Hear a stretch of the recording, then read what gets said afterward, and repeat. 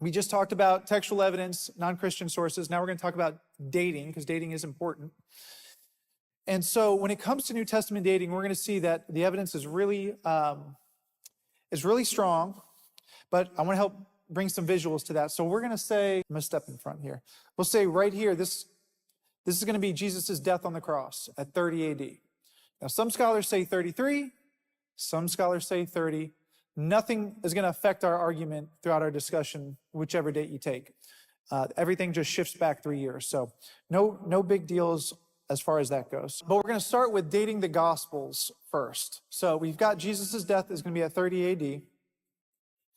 And we're going to start highlighting some of the dates of the Gospels here. So you guys are going to have two timelines. One that you can see up here, and then I'm going to be a visual timeline.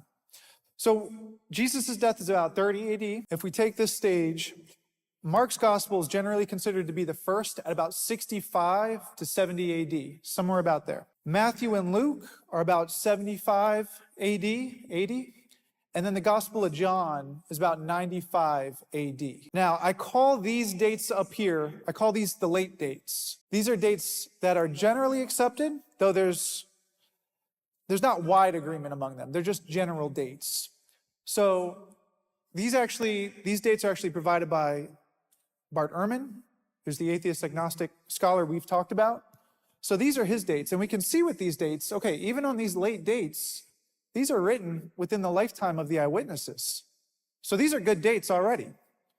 Now, I said that they are the late dates because there are believers and skeptics who date earlier than this. They provide earlier dating than this. And so, for example, there are two scholars, Maurice Casey and James Crossley.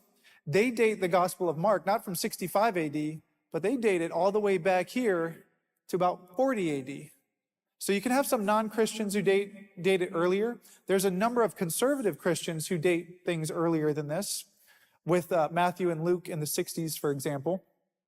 Now, what's interesting, there's a new book that just came out called Redating the New Testament.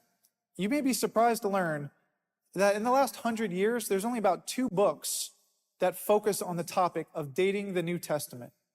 Only 2 books. And these 2 authors both date everything in the New Testament from before 70 AD. We talked about the Jewish Revolution and how that occurred from 67 to 70 AD. In 70 AD, the Romans destroyed the temple. And so for many of them, for many of the arguments, they see the fact that the temple's destruction is not mentioned as a reason to think that some of these writings occurred before 70 AD. So we'll get more to that in a moment. So that just kind of gives us a little bit of an idea of the lay of the land. As again, I take this common ground approach. If the skeptics are going to give me these dates and they're within the lifetime of the eyewitnesses, I'll take it. We'll go with that. We can date them earlier. We can argue for that.